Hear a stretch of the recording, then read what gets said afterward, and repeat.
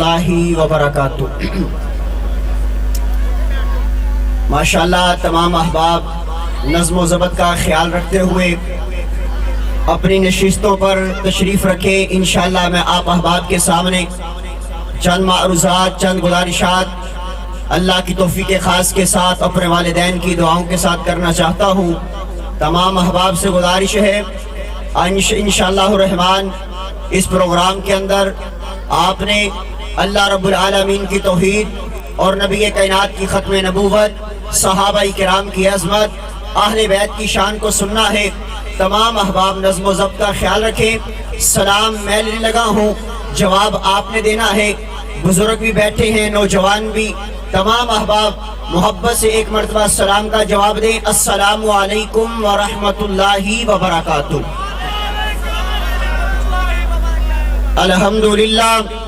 الحمدللہ رب العالمین والعاقبۃ للمتقین والصلاة والسلام علی سید الانبیاء والمرسلین۔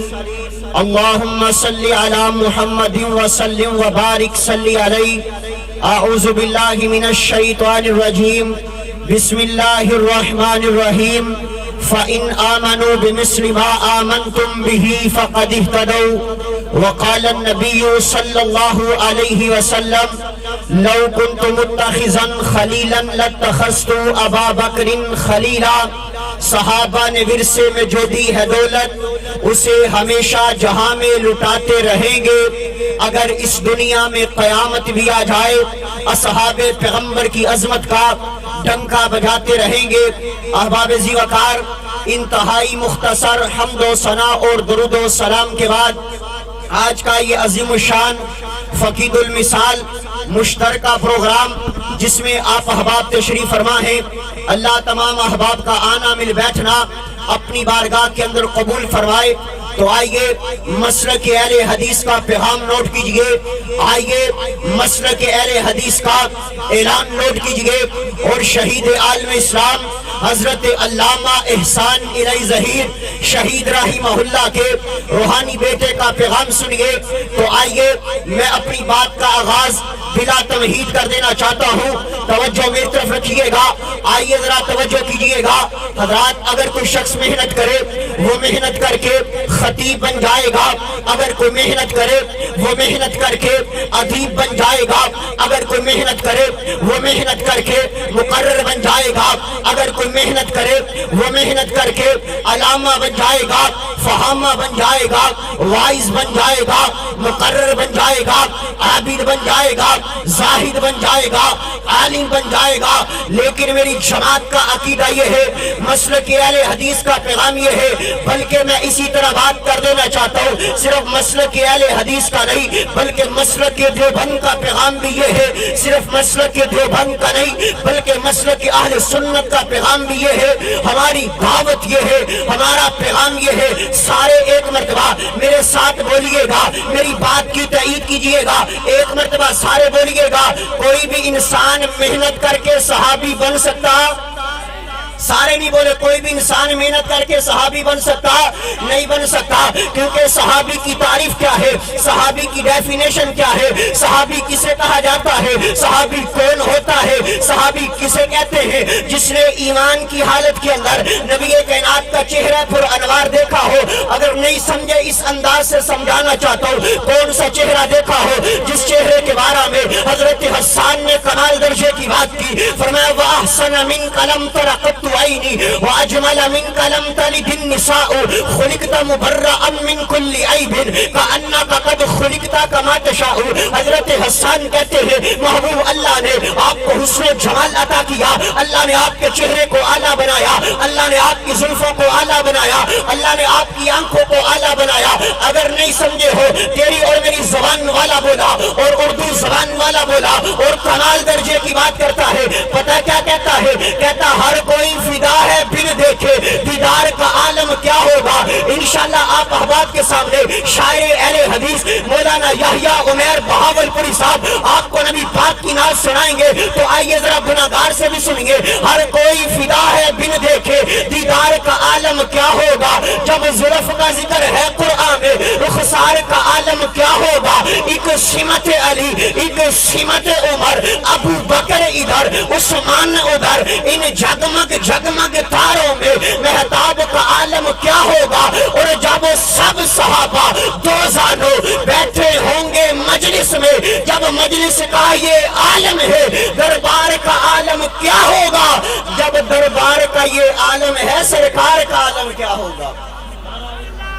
آئیے ذرا توجہ کیجئے، نعرے چھوڑیے۔ میں بڑے اختصار کے ساتھ آج میں نے تقریر کا آغاز نہ پہلے نہ دوسرے نہ تیسرے چوتھے گیئر سے کیا ہے۔ اللہ نے پھر کبھی موقع دیا، آپ احباب کے پاس آئیں گے اور قرآن و حدیث کی باتیں سنا کر کے جائیں گے، لیکن میں اپنا حصہ ڈالنا چاہتا ہوں عظمت صحابہ اور محبان صحابہ کے اندر، میں بھی اپنا نام لکھوانا چاہتا ہوں۔ میں نے کہا اللہ تیرے اصحاب پیغمبر کی عظمت کے کیا کہنے، اللہ تیرا قرآن بھی اصحاب پیغمبر کی عظمت کو کیا بیان کرتا ہے۔ اللہ فرماتا ذرا قرآن پڑھ تو صحیح نا۔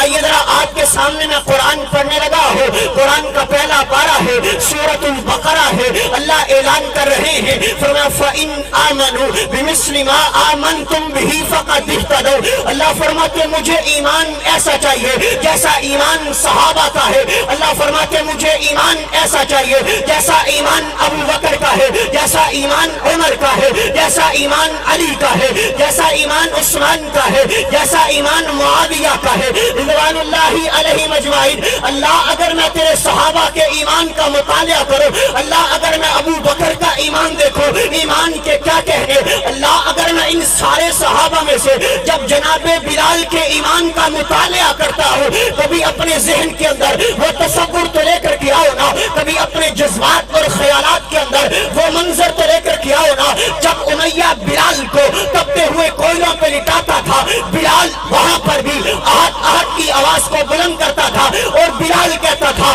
اللہ کے علاوہ مشکل کشا کوئی نہیں، اللہ کے علاوہ حاجت روا کوئی نہیں، اللہ کے علاوہ بگڑی بنانے والا کوئی نہیں، اللہ کے علاوہ بیٹے دینے والا کوئی نہیں، اللہ کے علاوہ بیٹیاں دینے والا کوئی نہیں۔ پھر تیرے اور میرے آقا نے بلال کو مقام عطا کیا۔ آقا فرماتے اے بلال کعبے کی چھت پر چڑھ جا۔ آقا جی میں بلال، آقا جی حبشے کے رہنے والا بلال، آقا جی کعبے کی چھت پر چڑھنا کیوں ہے؟ فرمایا بلال کعبے کی چھت پر چڑھ جا، اذان دینا شروع ہو جا۔ آقا جی اگر میں نیچے کھڑا ہو کر کے اذان دوں گا، لوگ میری بات کو سنیں گے، لوگ میری بات پر توجہ کریں گے، میں قربان جاؤں اپنے آقا کے یاروں سے، میں قربان جاؤں ختم نبوت کا تاج لے کے آنے والے سے۔ آقا فرماتے بلال اذان سنانا مقصد نہیں ہے، بلکہ دنیا والوں کو بتانا مقصد ہے۔ لوگ اپنے غلاموں کو نیچا کرتے ہیں، محمد اپنے غلاموں کو اونچا کرنے کے لیے آیا ہے۔ یہ ہے جناب بلال رضی اللہ تعالیٰ عنہ۔ آئیے میں بات کو اختتام پذیر کر دینا چاہتا ہوں۔ علماء کا جمع غفیر ہے، مجھے احساس بھی ہے اور عال بھی ہے، میں اپنے وقت سے آگے نہیں بڑھنا چاہتا، لیکن میں ایک فرمائش کو بس پورا کر کے آپ احباب کے سامنے اپنی بات کو ختم کر دینا چاہتا ہوں۔ اگر میں جناب ابو بکر کی صداقت کو بیان کروں، اگر میں عمر کی عدالت کو بیان کروں، اگر میں عثمان کی سخاوت کو بیان کروں، اگر میں علی کی شجاعت کو بیان کروں، اگر میں معاویہ کی سیاست کو بیان کروں، اگر میں تیری اور میری اماں جان سیدہ عائشہ صدیقہ رضی اللہ تعالی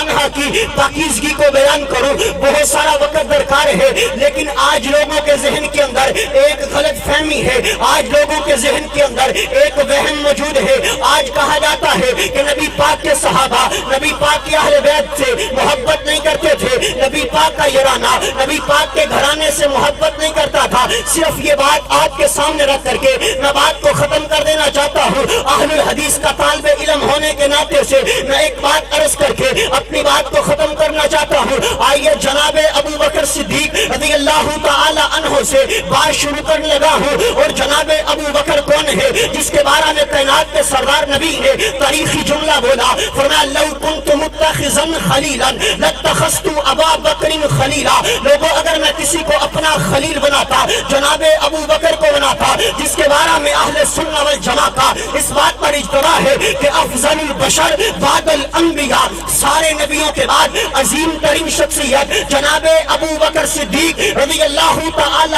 عنہ کی ہے. پھر وجہ کیا ہے, پھر سبب کیا ہے, پھر ریزن کیا ہے, کیوں ابو بکر کے بارے میں نازیبا الفاظ کو استعمال کیا جاتا ہے. کہا جاتا ہے نبی پاک کے صحابہ, نبی پاک کے اہل بیت سے محبت نہیں کرتے تھے. ایک جھلکی آپ کے سامنے رکھنا چاہتا ہوں. جناب ابو بکر صدیق ماشاءاللہ, اہلاً و سہلاً مرحبا, شیر پاکستان, خطیب عرب و عجم, سلطان الواعظین, میرے مسلک کی پہچان, ترجمان مسلک اہل حدیث حضرت مولانا منظور احمد صاحب تشریف لائے. ہم اہلاً و سہلاً مرحبا کہتے ہیں. اپنے شیر کا استقبال کیجئے. نعروں کی گونج میں نعرہ تکبیر, عظمت مصطفیٰ, اہلاً و سہلاً مرحبا مرحبا. آئیے بات میں ختم کرنے لگا ہوں. جناب ابو بکر کے 3 بیٹے تھے. سارے توجہ اب میری طرف رکھیے گا. جناب ابو بکر کے 3 بیٹے تھے. ایک کا نام محمد تھا, ایک کا نام عبداللہ تھا, ایک کا نام عبد الرحمن تھا. عبداللہ وفات پا گئے, باقی محمد بچے, عبد الرحمن بچے. محمد کو اللہ نے ایک بیٹا عطا کیا جس کا نام قاسم رکھا. عبد الرحمن کو اللہ نے ایک بیٹی عطا کی جس کا نام اسما رکھا. قاسم اور اسما کا آپس میں نکاح ہوا. اللہ نے ایک بیٹی عطا کی جس کا نام ام فروا رکھا. یہ ام فروا کون ہے؟ جناب ابو بکر کی پڑپوتی ہے. ان کا نکاح دیکھیے گا, ان کی میرج دیکھیے گا, ان کی شادی دیکھیے گا کن کے ساتھ ہونے لگی ہے. امام محمد باقر. امام باقر کون ہے؟ زین العابدین کے بیٹے ہیں, امام حسن کے پوتے ہیں, اور جناب علی کے پڑپوتے ہیں. جناب علی کے پڑپوتے امام محمد باقر, جناب ابو بکر کی پڑپوتی ام فروا. ان دونوں کا آپس میں نکاح ہوا ہے. اللہ نے جو بیٹا عطا کیا ہے دنیا اسے امام جعفر صادق کہتی ہے. امام جعفر صادق کو اللہ نے جو بیٹا عطا کیا ہے دنیا اسے امام موسیٰ کاظم کہتی ہے. امام موسیٰ کاظم کو اللہ نے جو بیٹا عطا کیا ہے دنیا اسے امام علی رضا کہتی ہے. امام علی رضا کو اللہ نے جو بیٹا عطا کیا ہے دنیا اسے امام تقی کہتی ہے. امام تقی کو اللہ نے جو بیٹا عطا کیا ہے دنیا اسے امام نقی کہتی ہے. امام نقی کو اللہ نے جو بیٹا عطا کیا ہے دنیا اسے امام حسن عسکری کہتی ہے. بات ختم ہو گئی. اگر نہیں سمجھے علماء کی موجودگی کے اندر میں تھوڑا سا بیت کہنا چاہتا ہوں. امام حسن عسکری کے ابو کا نام امام نقی ہے. امام نقی کے ابو کا نام امام تقی ہے. امام تقی کے ابو کا نام امام علی رضا ہے. امام علی رضا کے ابو کا نام امام موسیٰ کاظم ہے. امام موسیٰ کاظم کے ابو کا نام امام جعفر صادق ہے. امام جعفر صادق کے ابو کا نام امام محمد باقر ہے. امام باقر کی بیوی کا نام ام فروا ہے. ام فروا کی ماں کا نام اسما ہے. اسما کے باپ کا نام عبد الرحمن ہے, اور عبد الرحمن کے باپ کا نام ابو بکر صدیق ہے. ابو بکر صدیق ہے. جب ہم یہ بات پڑھیں گے رب ذوالجلال کا قرآن اعلان کرے گا رحماء بینہم, صحابہ آپس میں محبت کرنے والے, پیار کرنے والے. میں کہہ دینا چاہتا ہوں میری جان صحابہ, میری عقیدت صحابہ, میری مودت صحابہ, میری چاہت صحابہ, میری لگن صحابہ, میری صبح صحابہ, میری شام صحابہ, میرے دن صحابہ, میری راتیں صحابہ. اگر دنیا جھوٹ بولے صدیق صحابہ, اگر دنیا کفر پر ہو فاروق صحابہ, اگر دنیا بے حیا ہے عثمان صحابہ, اگر دنیا ڈرپوک ہے حیدر کرار صحابہ, جن کا تذکرہ اللہ نے تورات, زبور, انجیل اور قرآن کے اندر کیا ہے وہ میرے آقا کے جان نثار ہے. پیغام یہ ہے لے شوق سے نام صحابہ کا, کرو چرچا یاد صحابہ کا. اگر طلب ہے تجھ کو جنت جانے کی لو دامن تھام صحابہ کا. وآخر دعوانا